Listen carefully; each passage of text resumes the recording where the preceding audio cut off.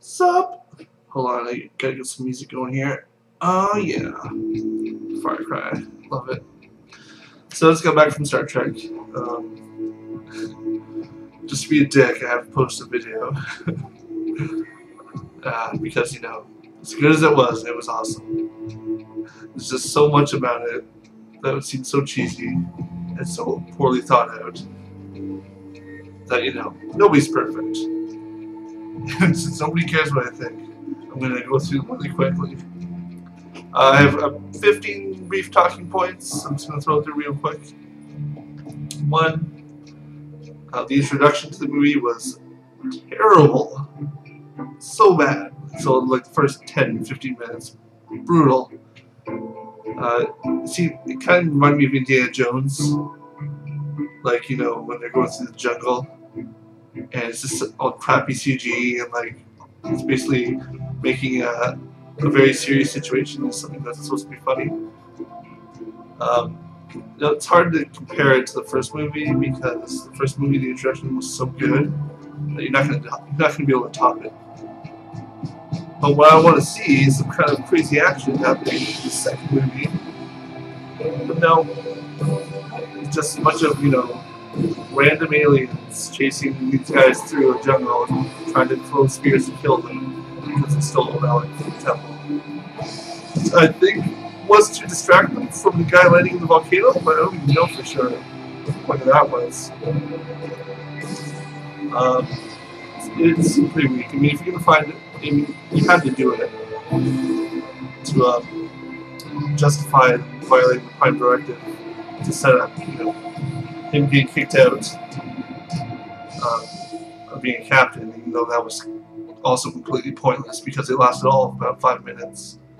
But you can find a more exciting way to do it. And like you found a planet full of like natives that have to survive those giant monster things. I presume they hunt them, and somehow, like, I don't know, 30 of them can't hit one. You know, you can't hit 2 people that are running away, one of which is a complete moron and has nothing athletic about him. Although, I mean, I'm sure the training and the requirements to get into Starfleet must be rigorous, but still, give me a break. That's pretty stupid. Why? Yeah, and then, oh man, it's gonna be a long video. At the beginning, the very first thing that happens is that Spock violates a major Starfleet rule, which is him obviously interfering with the planet's natural course by dropping his magic ice, you know, exploding thingy. But the whole movie is just Kirk bashing him for not being able to break any rule when he does it at the very start, but that's completely ignored and thrown out the window. So I thought that was kind of dumb, personally. Yes, so Sherlock Holmes is the bad guy. I don't know his name, so I'll call him Sherlock. I'm too lazy to look it up. Super awesome. Loved it. By far the best actor in the whole movie. Like, it was so good. He was just awesome. Everything. I wanted more of him. And he's just so good that in comparison to any of the other actors who were on the good team, they're all completely shit in comparison. Like, not even close as far as acting ability. So he definitely stole the show. One of the best villains ever, for sure. And I even like the first one from the first movie. And, you know, I think I like this guy's version of Khan better than Loki from Thor, which was one of my favorite villains of all time as well. This is so good. Even Admiral Marcus, who was later pointed out was Loki Khan, was also a really good actor. So what is the deal with J.J. Abrams then? Why are all your villains so awesome, but all of your, you know, antagonists are such lame, like, do-gooders? You know, basically are all a bunch of bumbling morons with terrible personalities. Spock is excluded because he's supposed to have no personality. But you know, I want to see a hero that I want to cheer for. I don't want to be cheering for the villain, even though because he's just so awesome. But anyway, there's that. Yeah. So the whole point of this reboot here is that he wants to create a new universe with a new timeline, so that's fine. But the fact that Starfleet can even exist in this universe is completely ridiculous. Because I'm not sure every race is out to get them, but even just considering that the Klingons, you know, are not allied with them here. And from what you see from them, they're like, as they should be, they're war-ready, battle-tested, and they have, you know, an impressive armada. Their ships are awesome. By the way, the ships in that movie, the Birds of Prey, the best. Because unlike Next Generation, you know, where they're just depicted as bird-shaped vehicles, these would actually behave like birds. I thought that was awesome. So good job there. But yeah, so all you see from Starfleet, you know, of course they have more ships, but you only ever see one ship. Okay, just the Enterprise. But you can, I don't see how they can even hope to withstand an attack from any other race, because you got one race full of explorers, and you got this other race that doesn't care if you're explorers or not, and you know has a long, hard-fought tradition of, you know, being superior warriors. Like, I don't understand. Like, it took the Enterprise, you know, no time at all to get to Kronos. So what the hell is stopping them from just going over and just obliterating the planet Earth? I don't see how they can withstand an attack from them at all. So anyway, the fact that Starfleet could exist as being a, you know, a peacekeeping explorer organization who does not work to develop military capability at all is ridiculous. I mean, they did, and that was the whole point of the movie. Is they're secretly developing, you know, this crazy, awesome Enterprise Plus, I'll call it. That was also Dreadnought class. So when Sherlock's describing the ship, he's like, I think it was him. He says, "Oh, it was Dreadnought class," and they're like, "Oh, yes, Dreadnought class. Yes, I see." When clearly nothing should, there should not be a Dreadnought class. So I thought that was kind of dumb too. Nobody questioned it. But yeah, so even that, like, you know, it's the original Star Trek. They're explorers, sure, I get it. But after the first movie, where you completely change everything by destroying planet Vulcan, if you're this planet that sees how easy it is to destroy another planet, you know, with technology for the future, mind you, but whatever, you would think the first thing they would do is go into mass production of military defense and weapons. But apparently they didn't, but they did in secret. And if the head of Starfleet, you know, can arrange something like this, and clearly it was a massive operation. You know, he had a huge space dock inside of Jupiter. I mean, they had a crew, they had to build the ship. You can't tell me that this wasn't generally approved by the whole organization, but somehow, you know, they got found out, right? And now they're like, oh, no, we had nothing to do with it. You know, it's pretty stupid.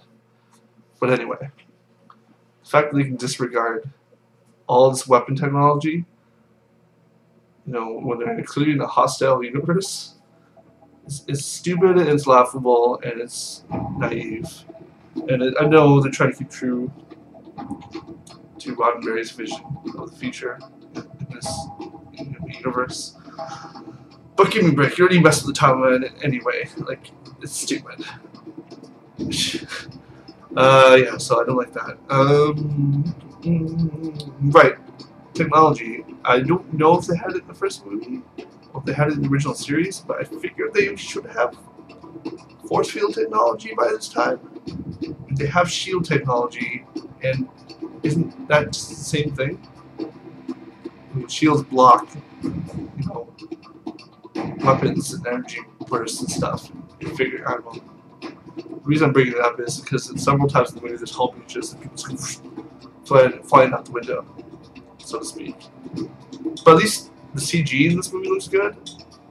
all the scenes in World War Z that involve massive crowds of CG animated people look cartoony and stupid.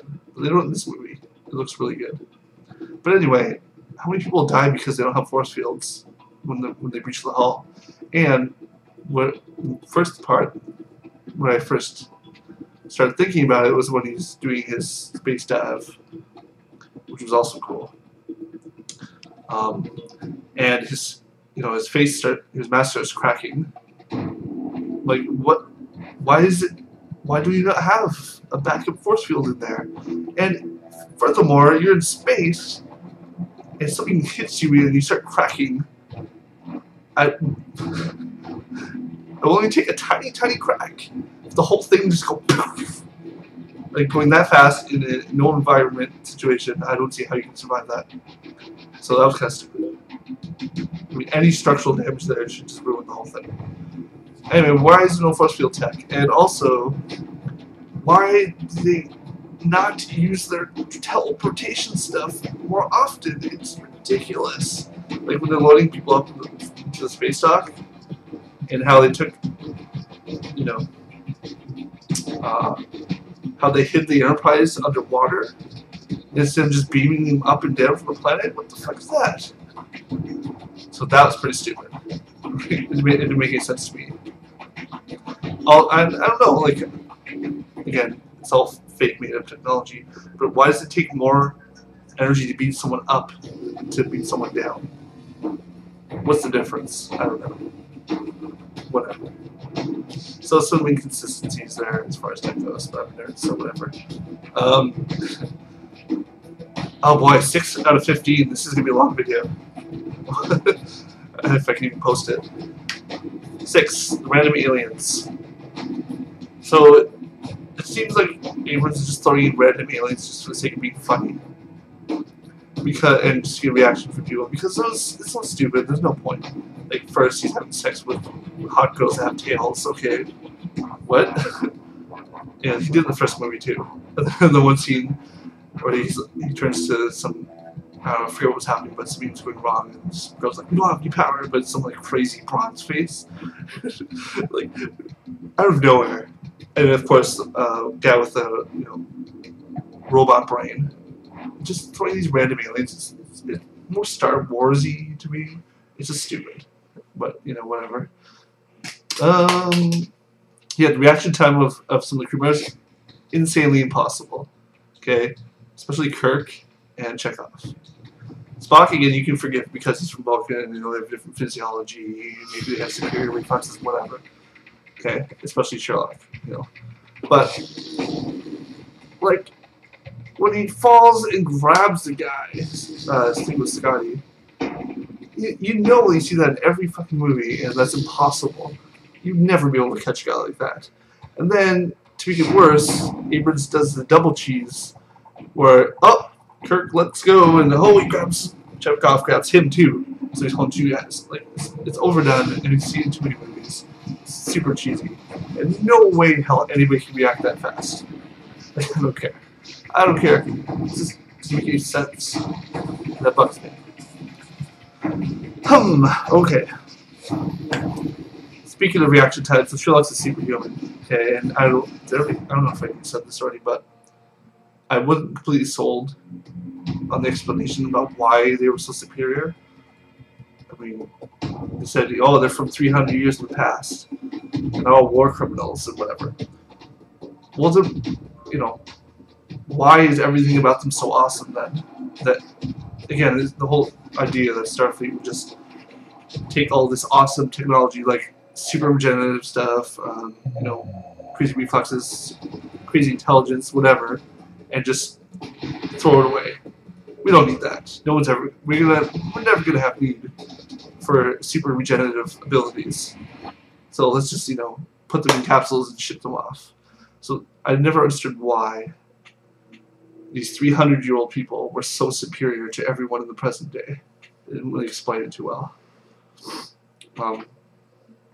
And yeah, given that he was so superhuman, even though Spock's a different alien and you can set parameters for what their physical capabilities are, I don't see how he can even stand a chance against him in a fist fight. Yeah, he had the Vulcan grip there.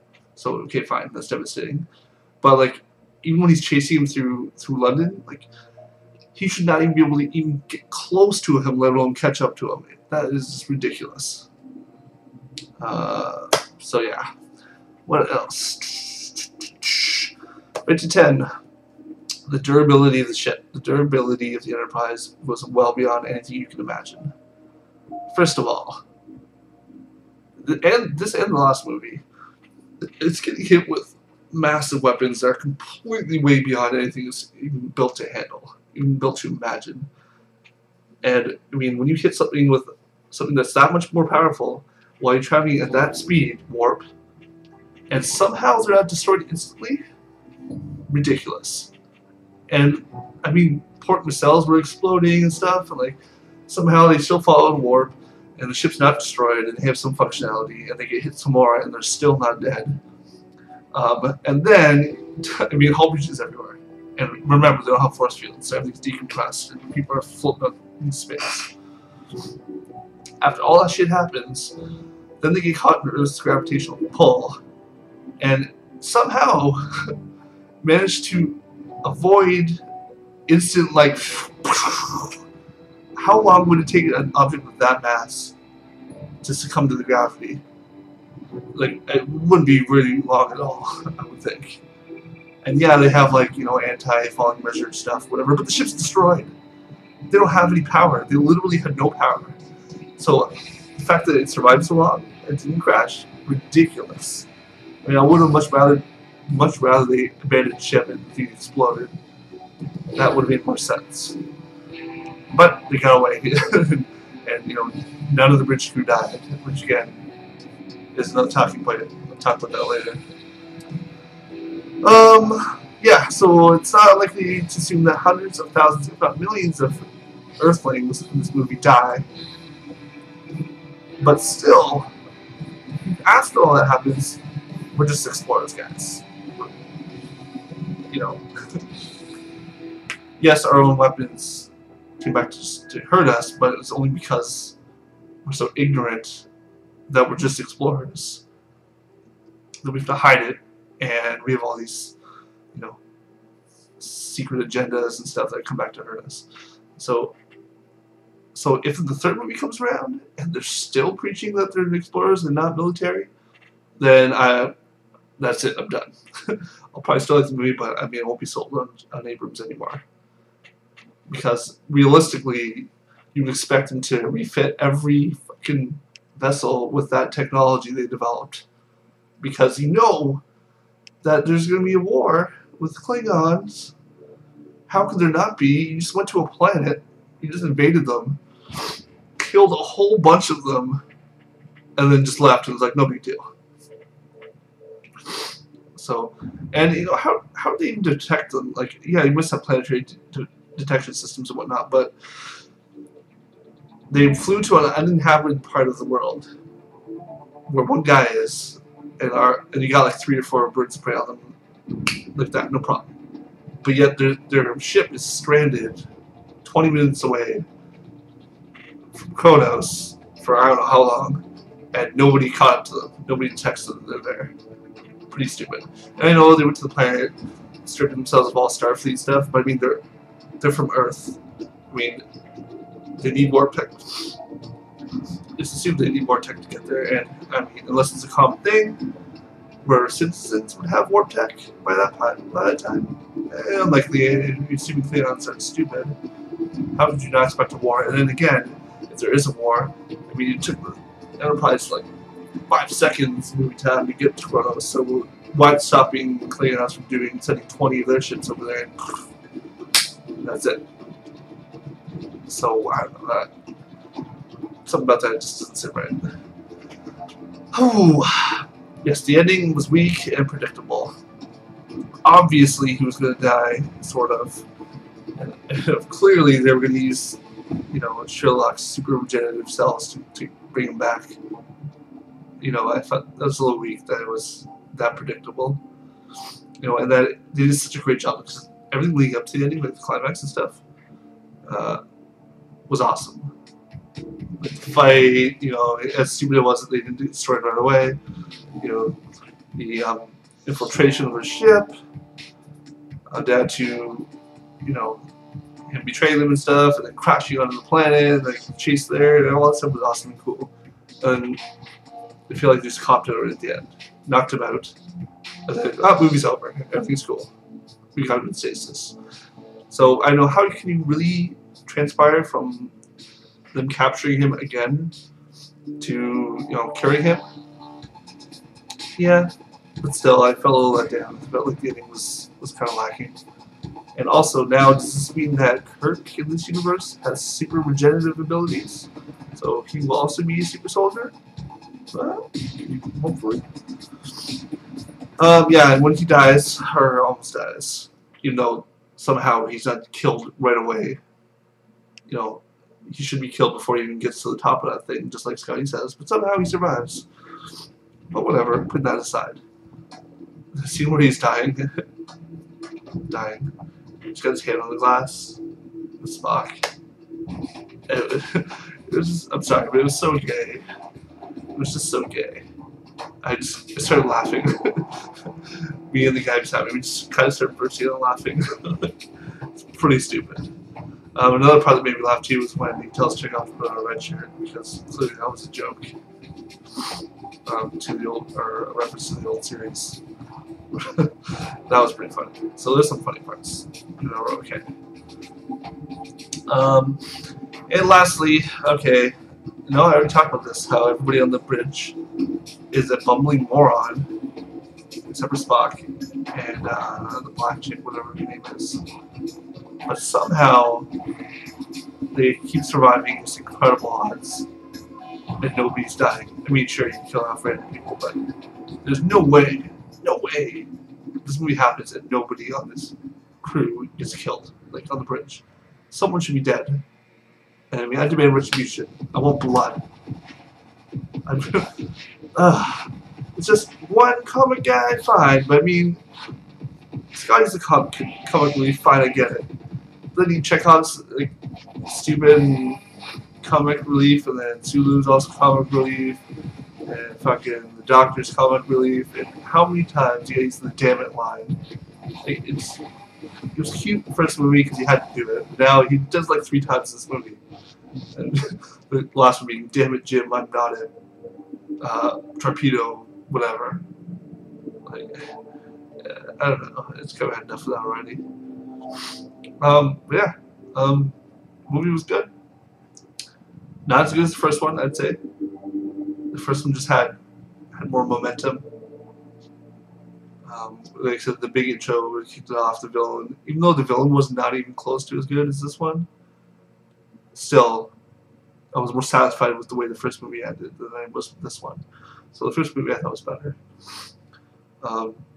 And by the way, now, I guess it's a theme now that Beastie Boys makes you a badass. Because they did the same thing in this movie that they did in the first one. And, well, now, if you listen to Beastie Boys, kids, you will be awesome. I like Beastie Boys, just didn't have to do that twice. But yes, the movie was good. Obviously set up for a sequel, but I don't see how the next movie can't be about Klingon trying to have war with Earth. But I mean, they've already waited at least a year without doing anything, which makes no sense. So, whatever. And like I said, if I don't see more ships in the next movie, I want to see an armada of fully militarized Starfleet vessels stop or take out another armada of Klingons or Borg, you know, whatever. Get some Borg in there. So a little let down by the second one, but it was awesome still. I would see it again. Alright, that's 24 minutes, and it will take me probably all night to upload this, so good luck. And to all those who didn't watch, thank you for not watching. And thank you to those that did.